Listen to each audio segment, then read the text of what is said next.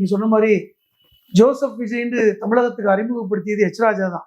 ஆமா, அதுக்கு முன்னாடி வரைக்கும் அவர் எல்லாரும் விஜய் தான் எல்லாரும் கொண்டாடினாங்க, மதமே கிடையாது. அதனால எச் ராஜா தான் வந்து அவர் ஜோசப் விஜய் அப்படின்னு சொன்னார். அதுக்கப்புறம் தான் தமிழ்நாட்டுக்கு தெரியும்.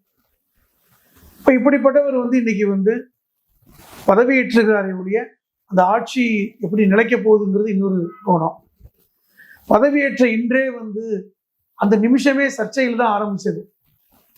பதவியேற்ற நிமிஷத்திலிருந்து வந்தே மாதரம் ஆரம்பித்ததிலிருந்து இப்போ வரைக்கும் சர்ச்சை ஓடிக்கிட்டு இருக்கு. நான் ஒரு விஷயத்த உங்களுக்கு சொல்றேன்.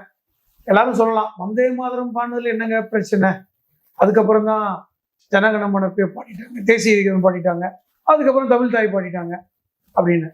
ஆனால் நமக்கும் ஆர்.என். ரவிக்கு என்ன பஞ்சாயத்து? வந்தே மாதரம் தான். இதே சட்டமன்றத்தில் வந்து வந்தே மாதரம் பாடி இருந்தால் ஆர்.என். ரவி திரும்பியே போயிருக்க மாட்டார். வந்தே மாதரம் பாடப்படவில்லை என்று கோவப்பட்டுதான் வெளியே ஓடிய காட்சி. அது வந்து பல்வேறு தாய் வாழ்த்த இதே மாதிரி 3ஆவதா பாடுங்க 2ஆவதா பாடுங்கன்னு அவர் சொன்னாரு. அது கேட்டோம், இது நம்ம அவை மரபே இல்லையே.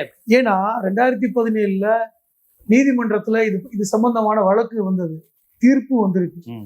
வந்தே மாதரம் பாடலாம், வந்தே மாதரமும் தேசிய கீதத்துக்கு இணையானது ஒன்றாலும் அதை அந்தந்த மாநிலங்கள் வந்து பாடுவதை உரிமை, பாடுவதும் பாடாததும் அந்த மாநிலங்களுடைய உரிமை சார்ந்த 2017 வந்து தீர்ப்பு.